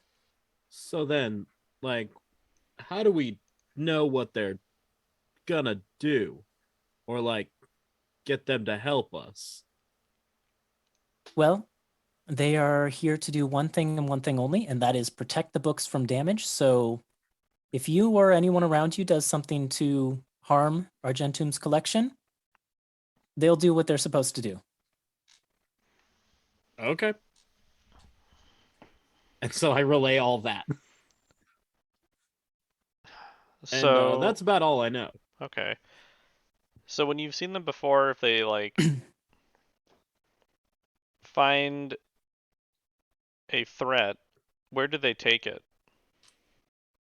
I mean, the time I've been here, I hadn't seen, any kind of threat until. You've never seen them this. move around? Oh, sure, they move around like patrolling and whatnot, Right. but I've never really seen them react to anything in person. Sure. Did you see just them kinda react to move. this event when? That's a good question. I wasn't there when the capsule hit. Mm. Yeah. Nope. Okay. You would have seen them, though. All of you would have seen them sort of stationed outside, like the tent by the tower. That's something you would have seen. Mm-hmm. So in the memory, I didn't see for very long where they were going with Europe, right? Like they just started carrying Europe away, but then Yeah, and then Esme Esme lost lost consciousness. consciousness. Yeah, okay. Mhm. So Coco just kind of like ponders for a little bit, trying to think of a way of how to locate Esme's companion. I don't know where to start looking for Europe, but I bet if we want to find the craft, that'll be somewhere at the airfield. That's very possible. I had a See, really this dumb is why idea. I needed people who were from around here. I didn't know there was an airfield. I do have some magic that could help, but it would require me to be at least somewhat familiar with the object that I'm tracking. And I do have this, and I'll rummage through my bag and pull out the scroll of locate creature. We could use this as well, Okay.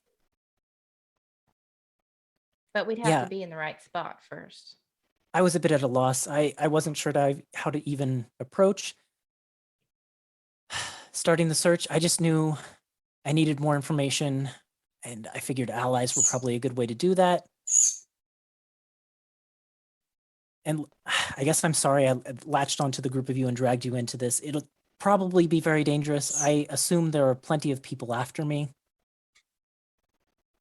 I gather it's not good to damage property here. So Well, yeah, but Yeah, it it's not turns out like you some did it people on have long purpose. memories about it. she notes that down. That's right, though. It's not like you attacked the tower purposefully. I wonder what happened to the other things that knocked you down. Yeah, that's a good question. Yeah, what were those things? Why were they after you? She kind of stands up straight and says, well, they're exactly the kinds of things that, me and my partner deal with. She nods. I'm what's called a seeker, and seekers are paired with, usually with a render, and we're supposed to hunt out things like them wherever they exist. And well, I mean, I'm just the seeker, so I get the information, I give it to the render, and then the render does the.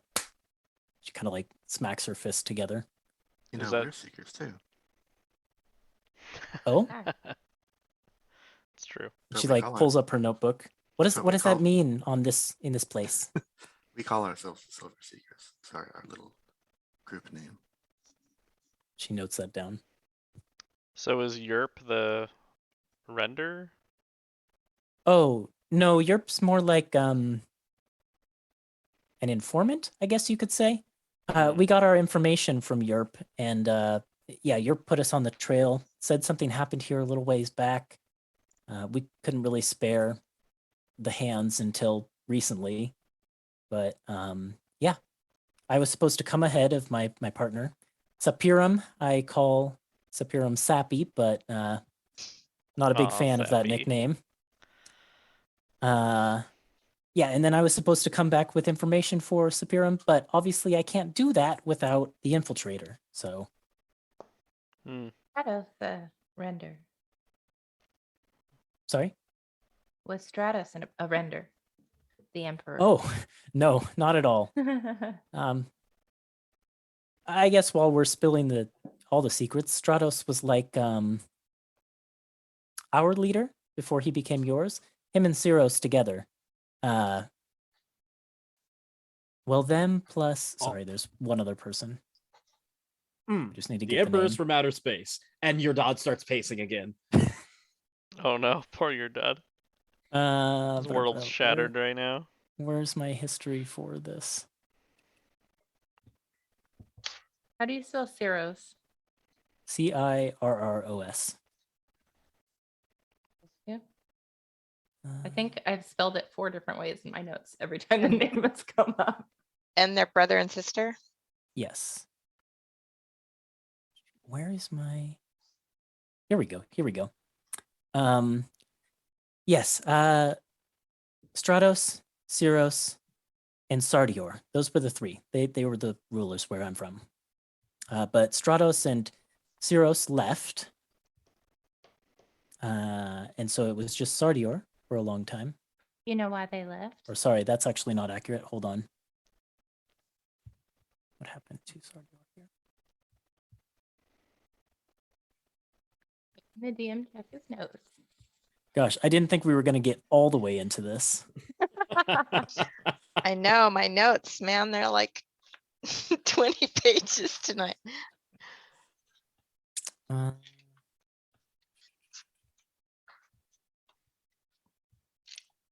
Uh, right. Okay.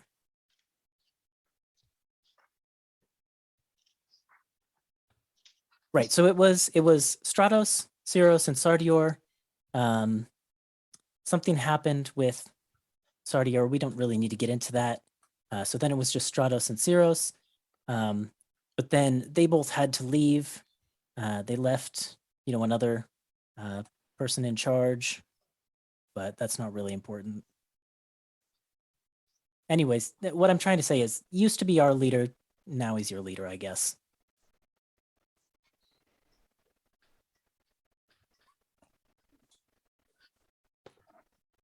Okay, there are people from outer space. That's yep, yep. That's just a thing that exists.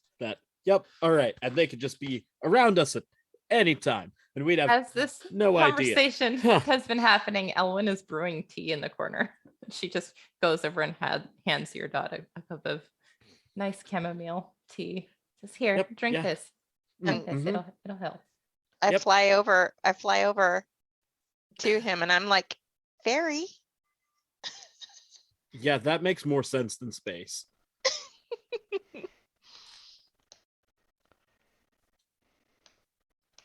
Okay. I can see that I've overwhelmed you. How about I'll tell you what, I'll find you at the convention tomorrow, and you can tell me what you decide about helping me then. Okay. Until then, I trust you to We'll keep please keep quiet. my secret. I have one more question. Once you get Europe and your ship back, what's your plan? Where do you go from there? Well, I need to do what I came here to do, which is get a little bit more information about this starless night. And then I gotta go and rendezvous with Sappy.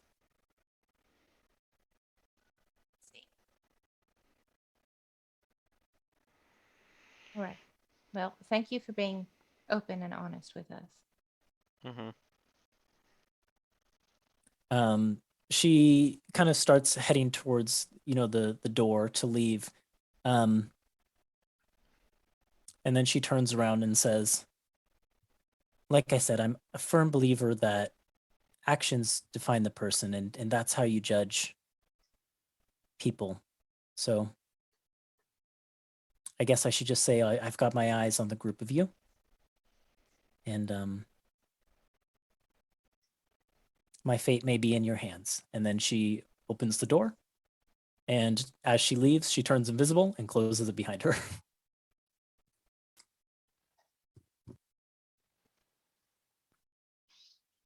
And maybe that's a good place to end this episode. Hmm. Sure. Yeah. Story you don't hear every day. Woo! I really didn't expect to get that far into it, but like my thinking was like Ember's charisma check for flirting put her like so far off her secrecy that like it would just come spilling out. So I mean, sometimes it Amazing. do Job, like Embers. Way to go. That like was I the best was use planning of to our dance skills, around it for sure. inspiration and Yeah. guidance and bardic inspiration. If we were ever going to pump it into a check, It's so funny that Ember says like the most clutch charisma checks. Like we would like I'm gonna go fail and try and get Torin in our team and natural 20, and we're like, all right. Now we're talking to a space one character in dragon. the You're like, party yeah, with I'm a gonna do negative this thing, and modifier. we're like, yeah, 21. Oh, go sweet. We're talking to a space dragon. Yep. I said what I said. Made some first contact tonight. That's right. Mhm. Yup. the third time. Space dragon traveling with an ooze person. So Yeah. I love the Great. name though. That's probably the noise it makes. that was my thinking when naming Europe. Anyways, thank you all for tuning in to watch. Thank you guys for playing. And we'll be back with more of this Monday, 7 p.m. Pacific time. Hope to see you then. Bye. Space dragons. Space dragons.